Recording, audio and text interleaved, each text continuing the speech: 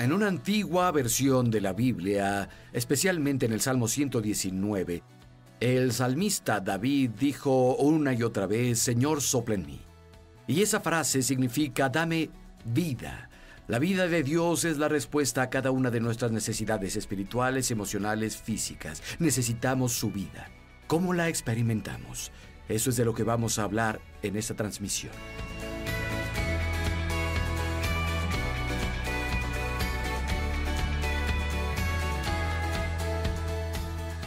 En Juan capítulo 4, Jesús está hablando con la mujer samaritana en el pozo. Y comenzaremos en el verso 10. Y esto es lo que dice: Jesús contestó y le dijo: si conocieras el don de Dios y al que te está pidiendo agua, tú le habías pedido a él y él te habría dado agua de la vida. La mujer le dijo: Señor, no tienes con qué sacar agua y el pozo es hondo. ¿De dónde pues sacarás esa agua de vida? ¿Eres tú superior a nuestro padre Jacob, que nos dejó este pozo del cual bebieron él, sus hijos y su ganado? Jesús respondió y le dijo: todo el que beba de esta agua volverá a tener sed, pero el que beba del agua que yo le daré no volverá a tener sed, pues el agua que yo le dé se convertirá en un manantial del que brotará vida eterna. Ahora, quien quiera que crea en él será un manantial o un pozo, esta fuente de agua burbujeante que emana una vida eterna. Hay varias palabras griegas que se traducen como vida en el Nuevo Testamento. Algunas solo significan vida biológica física, otras tienen que ver con la vida del alma, otras significan una manera de vida o comportamiento.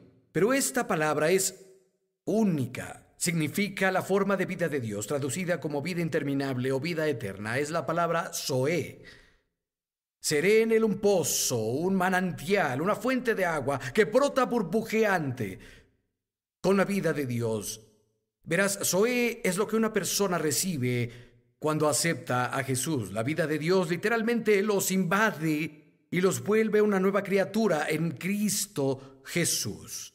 Los hace aptos para volverse una habitación de Dios. No puedes poner vino nuevo en un odre viejo. Amigo, eres un ser espiritual. Vives dentro de ese cuerpo físico, pero eres un ser espiritual.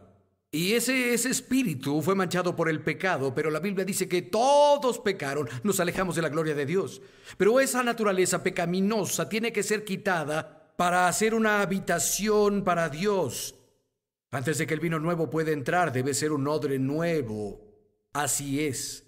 Y la vida de Dios entra y nos cambia y literalmente nos hace aptos para que Dios more en nosotros. Tuve un depósito dentro de mí desde el momento en que fui salvado de la vida de Dios. Literalmente reside en mi corazón. Zoé, la vida eterna, la vida como Dios la tiene. Vayan conmigo por favor a Juan capítulo 5. Leeré un par de versos en conexión a la vida eterna, la vida de Dios. Juan 5:26. Como el Padre tiene vida, zoé, en sí mismo, así también ha concedido al Hijo el tener vida en sí mismo. La misma palabra, la vida eterna, es lo que Dios, la vida es como Dios la tiene. Es la esencia de Dios, la fuerza de vida de Dios, si quieres. Es la vida que Jesús y el Padre comparten. Juan capítulo 6, verso 47. Ciertamente les aseguro que el que cree en mí tiene vida eterna, tiene zoé, tiene la vida de Dios. No esperan tenerla un día cuando mueran, pero la tienen ahora. El que cree en mí tiene la vida de Dios. Jesús dijo en Juan 10:10, el ladrón viene a robar, matar y destruir. Yo he venido a que tengan vida, el tipo de vida de Dios, y que la tengan en superabundancia. Cuando eres salvado, cuando yo fui salvado, la vida de Dios vino a morar en nosotros y según Jesús es como un pozo o un manantial vivo que debería salir y burbujear en todas las áreas de nuestra vida. Y quiero que consideren conmigo un momento las diferentes formas en que la vida de Dios podría impactarnos. En primera, nos afecta espiritualmente. Literalmente recrea nuestro espíritu, erradica la naturaleza de pecado en nosotros y nos hace nuevos. Primero, disfruto la vida que tiene Dios en mi espíritu. pero puede hacer más que eso. ¿Sabías que cuando Dios sana, siempre lo hace por una impartición de su vida? Es la misma vida de Dios, esa energía viva de Dios que trae sanidad a un cuerpo enfermo.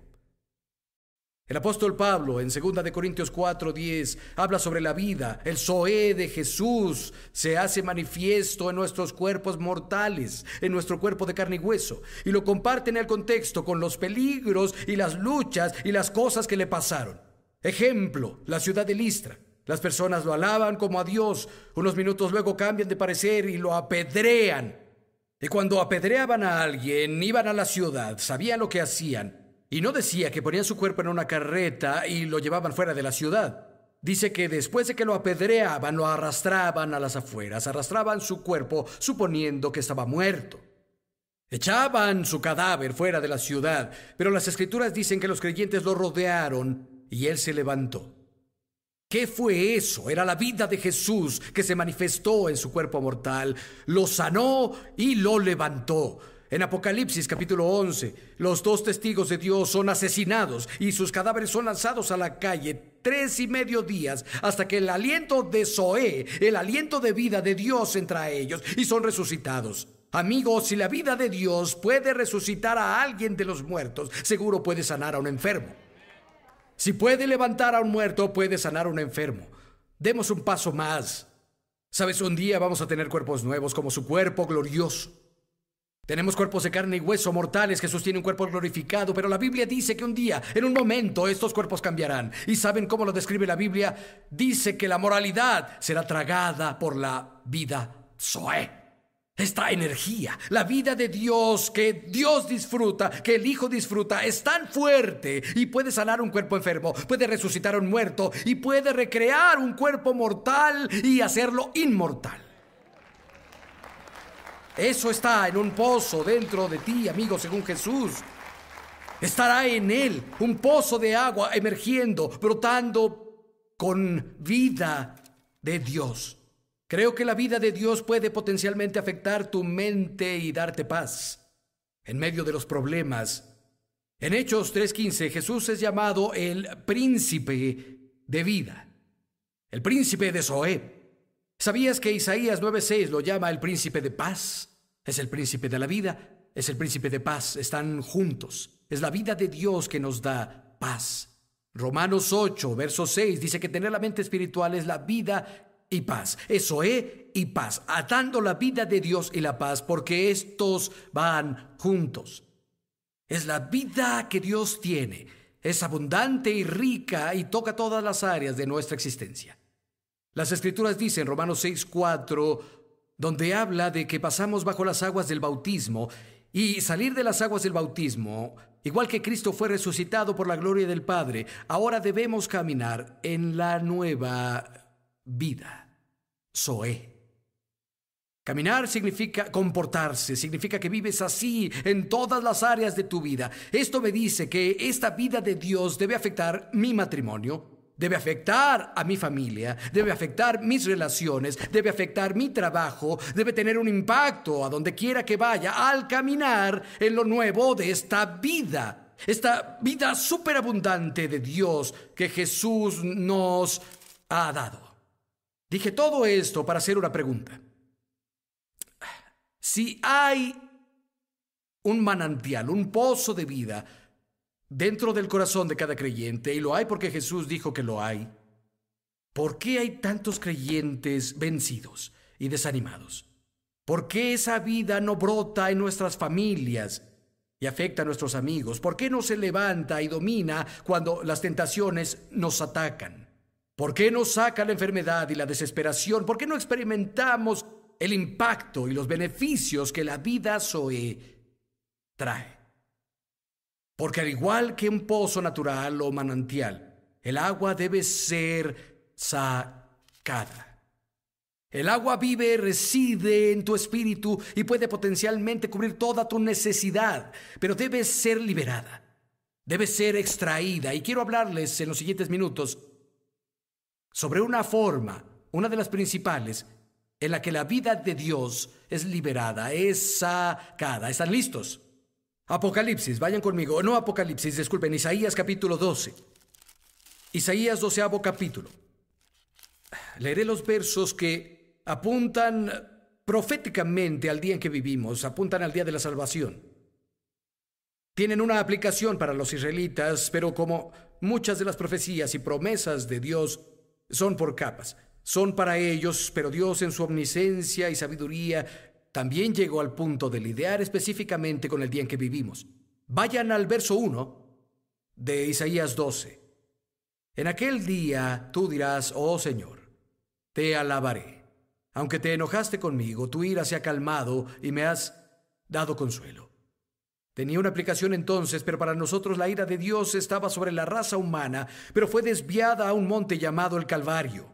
Y Jesús se volvió nuestro sustituto del pecado y la ira, la penalidad y la ira justa de Dios se derramó contra el pecado de la humanidad en su Hijo en el Calvario. Como resultado, ya no debemos ser receptores de la ira y el enojo de Dios. Ahora decimos que recibimos el consuelo, recibimos la gracia. En ese día deberíamos decir: te alabo, oh Dios. Ya no soy el receptor de tu ira y enojo, porque Jesús recibió la ira de Dios por mí y soy libre. ¿Cuántos dicen alabo a Dios por eso? Se vuelve más evidente de que habla proféticamente de nuestro tiempo al leer el siguiente par de versos. Verso 2. Dios es mi salvación. Confiaré en Él y no temeré, porque Yahvé significa el Señor. El Señor es mi fuerza y mi canción. Él se volvió mi salvación. Por eso, con alegría, sacarán agua de las fuentes de la salvación. ¿Cómo saco agua del pozo de la salvación? Con alegría. Tengo ese pozo, ese manantial que brota y burbujea con la vida misma de Dios en mí. Y todos los creyentes también, pero muchos creyentes nunca han experimentado esa vida porque no tienen gozo. Está en ellos, pero nunca llega a su mente. Está en ellos, pero nunca toca su cuerpo. Está en ellos, pero nunca ha afectado su matrimonio. Porque no se regocijan. Una de las principales cubetas para poder sacar agua de ese pozo es la cubeta del gozo. El gozo debería ser una parte normal de vivir en el reino. Romanos 14:17, porque el reino de Dios no es comer y beber, sino justicia y paz y gozo en el Espíritu Santo.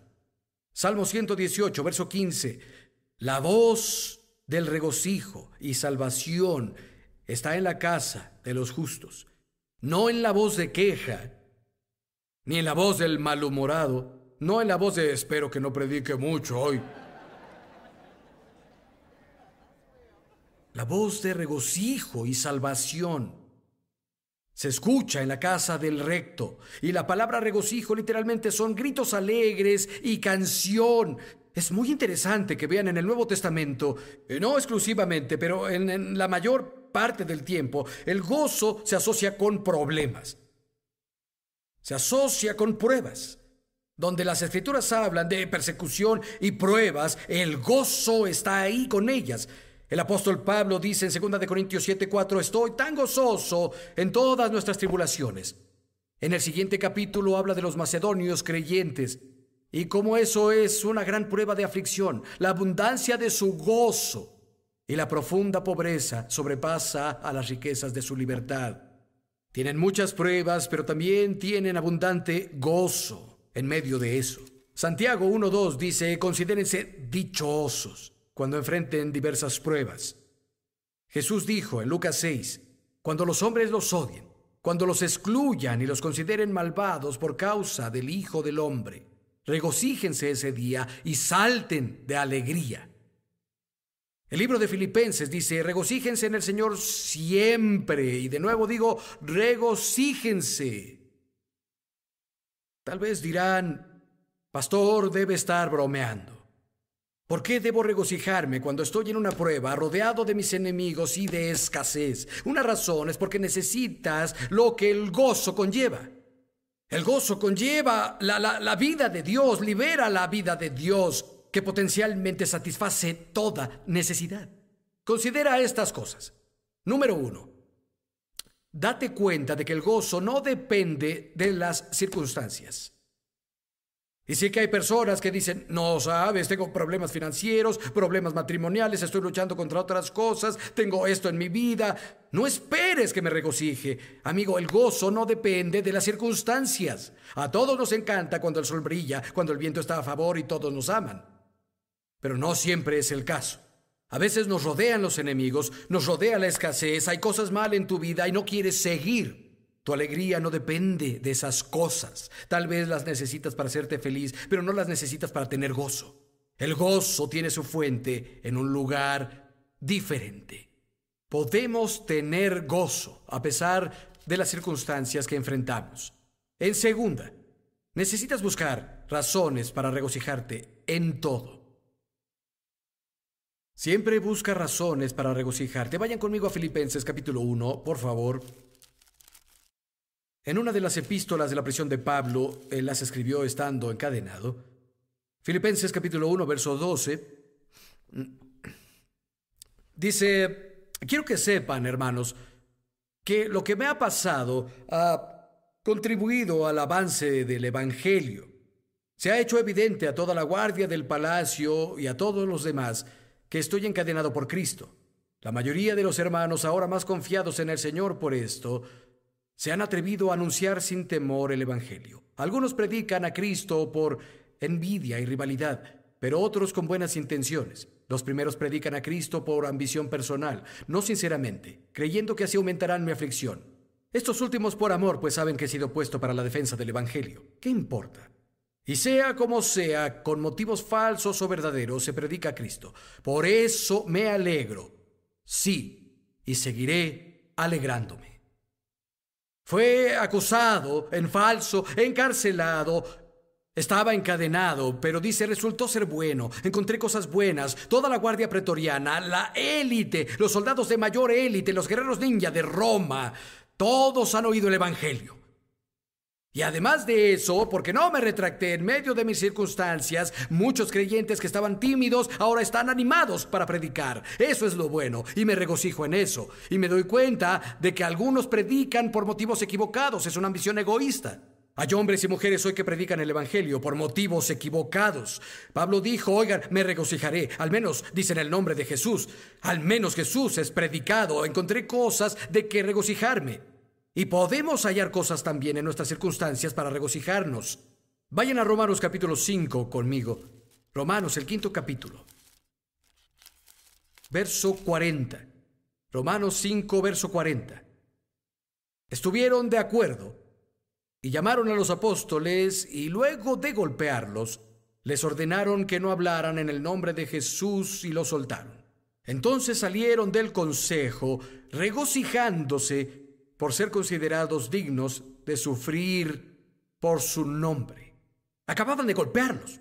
No se regocijaron por los golpes, sino se regocijaron por el privilegio de ser identificados con Cristo. Me llamaron un día, nuestra hija hace muchos años, ella tomó el auto de su madre y salió. Me dijeron que había tenido un accidente en la autopista Pacific Coast. Corrí para allá, había arruinado el auto. Un par de niñas atravesaron la calle cuando la luz estaba en rojo, justo frente al tráfico, y casi las atropellan. El camión que iba a atropellarlas pisó los frenos y se volteó y nuestra hija chocó contra el camión. Y cuando llegué, el camión estaba arruinado, el auto de Janet estaba arruinado y Rebeca estaba muy tranquila hasta que llegué. Cuando llegué, se soltó a llorar y me abrazó y yo allá un rato. Nunca lo olvidaré. Abrazaba a mi hija que lloraba. El policía estaba ahí, me miró y dijo, ¿sabe qué? Los autos pueden reemplazarse. Las hijas es imposible. Mucho que agradecer, ¿saben? Mi hija estaba bien, no salió herida. El chofer del camión estaba bien, no salió herido. Las chicas despistadas que atravesaron la calle no salieron heridas y teníamos seguro. Mucho de qué regocijarnos. Pude quejarme y llorar por todos los problemas que tendríamos para conseguir un auto nuevo y acabábamos de pagarlo. Oigan, siempre hay algo de qué regocijarse, y si sientes que no encuentras nada en tu circunstancia para regocijarte, podrías regocijarte de que tu nombre está escrito en el libro de la vida e irás al cielo. Puedes regocijarte en eso todos los días. Y hay una tercera cosa. Debemos determinar de qué vamos a regocijarnos. Es un acto de nuestra voluntad. Debemos decirlo, me regocijaré. Vayan conmigo al libro de Habacuc. Es uno de los últimos libros del Antiguo Testamento. Si comienzas en Mateo, vuelve 5 libros cortos atrás y lo encontrarás. Habacuc. Son solo 3 capítulos. Quiero que vean el capítulo 3, verso 17. Habacuc 3:17. Aunque la higuera no dé renuevos, ni haya frutos en las vides, aunque falle la cosecha del olivo, y los campos no produzcan alimentos, aunque en el aprisco no haya ovejas, ni ganado alguno en los establos, aún así yo me regocijaré en el Señor, me alegraré en mi Dios, mi libertador. Para alguien que vivía en una sociedad agraria, nada más queda que pueda salir mal. Todo lo que podía salir mal, salió mal, y dijo, aún así me regocijaré. Voy a parafrasearlo. Si todas mis inversiones salen mal y pierdo todo mi dinero, si pierdo mi trabajo y no tengo ingresos, y todas mis facturas se vencen juntas, si nadie me contrata y parece que no hay respuesta a la vista, aún así me regocijaré y lo haré a voluntad. Tal vez tienes facturas sin pagar, tal vez tienes hijos obstinados, tal vez tienes una enfermedad. Amigo, puedes regocijarte. No te regocijas por esas cosas, pero puedes regocijarte en esas cosas. Y cuando comenzamos a regocijarnos, sacamos agua del pozo de la salvación. Y amigo, la vida de Dios tiene el potencial de cubrir toda necesidad. Cuando una necesidad o un problema entra en contacto con la vida de Dios, lo más débil de los dos va a abrir camino. Y no hay nada en este universo más fuerte que la vida de Dios. Y aquí Habacuc comenta algo. Todo ha salido mal. Los árboles de olivo no producen. El ganado ha menguado. Los árboles frutales, nada pasa. Pero me regocijaré. Y vean el siguiente verso. Este es el resultado. Verso 19. El Señor omnipotente es mi fuerza. Da a mis pies la ligereza de una gacela y me hace caminar por las alturas. La fuerza viene de Dios. Cuando habla de dar a tus pies ligereza, habla de dirección. Dios te guía y te dirige, hará que camines por las alturas, te elevará sobre las dificultades, sobre todos los problemas. Amigo, llega la exaltación, llega la fuerza, llega la guía cuando nos regocijamos en medio de los problemas. Alguien dijo, bueno, cuando todo mejore me regocijaré. Necesitamos aprender a regocijarnos antes de que las cosas mejoren si queremos que mejoren. Una de mis secretarias, cuando la iglesia era nueva, teníamos un edificio de oficinas en Avenida Catela, ahí teníamos reuniones hace mucho, y ella era fenomenal, podía hacer muchas cosas, era una gran secretaria también, y en algunas de las reuniones ella manejaba el equipo de sonido, solo había 6 canales, entonces teníamos 6 perillas, no era tan difícil, pero ella estaba con el sonido y antes de que la reunión comenzara, hablé con ella y llamé a Janet porque ella no se veía bien. De hecho, noté que por una semana o algo así su color no estaba bien y le dijimos, ¿está todo bien? Y ella confió en nosotros. Había tenido algunos problemas, fue al doctor y descubrieron tumores masivos en ella y dijo, pastor, vi los rayos X, parecía un gran racimo de uvas dentro de mí. Creo que había perdido sangre también y ella dijo, ese era el asunto. Y volvió a trabajar en el sonido. Y, ¿saben? Oramos con ella, la animamos como pudimos. No recuerdo si fue en esa reunión o un par de días después, pero cuando trabajaba en el equipo de sonido, cerró los ojos y levantó las manos y comenzó a regocijarse también. Y nos dijo después de eso, porque comenzó a verse bien después de eso. Y dijimos, ¿qué pasó? Ella dijo, ¿saben? Me estaba regocijando durante la reunión. Sé que debía abrir los ojos y ver a los de la banda, pero cerré los ojos y me regocijé y es como si un calor repentino desde la cabeza atravesara mi cuerpo. Ahí sentí que había sanado. Y volví a ver al doctor, pastor. Me sacaron más rayos X y no encontraron la masa en ningún lugar de mi cuerpo. Desapareció. ¿Sabían que la Biblia dice en Isaías 64, verso 5, que Dios va con quien se regocija? ¿Quieres tener un encuentro con Dios? ¿Quieres una cita con Dios? Puedo decirte cómo tener una. La Biblia dice que si te regocijas, Dios te verá. La segunda ya llegaremos. La primera es Génesis 26:15. Hablando de Isaac, dice, los filisteos habían tapado todos los pozos que los sirvientes de su padre cavaron en los días de Abraham. Los habían llenado de tierra. Tal vez es como te sientes hoy. Sabes que estás salvado. Sabes que hay un pozo en ti porque Jesús dijo que ese manantial, esa fuente está en ti, pero sientes que está bloqueado. El enemigo de alguna forma ha llenado tu fuente con tierra. ¿Sabes qué? Sigue unos cuantos versos en ese capítulo y habla sobre cómo ellos desalojaron al enemigo y volvieron a cavar los pozos que los siervos de Abraham habían cavado, y el agua comenzó a brotar, a fluir de nuevo, pura y limpia. Y queremos desalojar los escombros que entraron a tu pozo, a tu fuente hoy.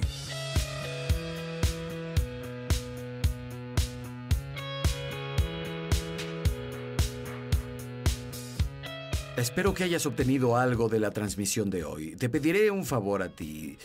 Si nos has visto por cierto tiempo, incluso si es la primera vez, si obtuviste algo de esto, si te ayudó, si lo que hacemos es una bendición en tu vida, cuéntanos. Nos encantaría saber de ti. Animaría a todo el equipo. Si puedes, toma unos minutos, envíanos un email o escríbenos una carta si quieres hacerlo así, pero nos encantaría escuchar de ti.